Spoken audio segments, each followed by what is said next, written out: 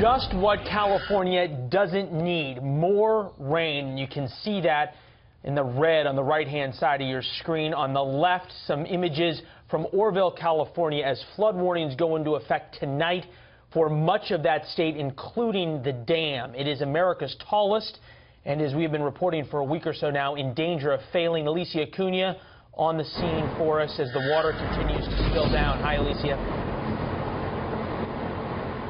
Hi, Leland. The water level is going down, and so we can finally show you exactly what's happening here with regard to the damage and how bad it is. You see this cement slab here right behind me? That's the main spillway of the Oroville Dam. The week before last, crews just realized that there was a small hole in it, and so they wanted to assess and fix. So they closed off the spillway and decided to use the emergency spillway, which I'll get to in a second. You see this big crater here?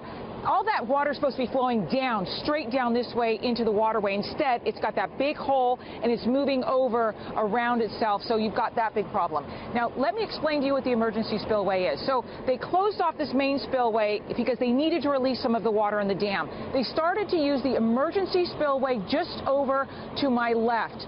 For the first time ever in the history of the dam, when that water started to hit that emergency spillway, they realized the erosion that had already occurred, and they didn't know it was so bad. It started to fall away very quickly, to the point where last Sunday, you'll remember, they decided to evacuate 188,000 people in the towns below because the water was pushing so fast, the erosion was happening so quickly that there was concern that a 30-foot wall of water could come down all at once. So they had to get people out of there.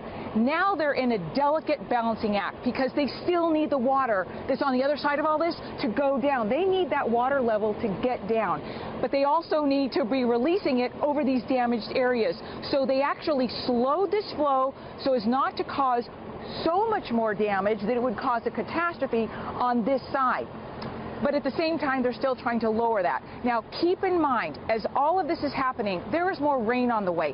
10 inches of rain is supposed to begin sometime today and into tomorrow, possibly until Wednesday. It's not just the fresh rainwater that's the concern, it's all the runoff that happens when all of that rain hits the hillside, and in the mountains it hits that snow. This is warm rain, so it'll be melting that snow. It'll be bringing down that mud, which causes a lot of debris. There have been workers, and we have video of that, who've been working to try to shore up all of this that I'm talking about. There's a whole other holding wall on the other side of this dam that's also had some erosion. They're filling that in, and they're dropping in huge rocks and lots of concrete slurry, trying to keep that also from failing as well. So right now, as things stand, we're waiting for this storm.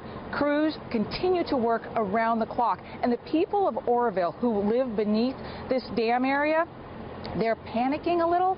They're preparing a little because they know it's possible. They've been told by the Sheriff's Department that they could be asked to evacuate again, and if that happens, it's going to happen quickly.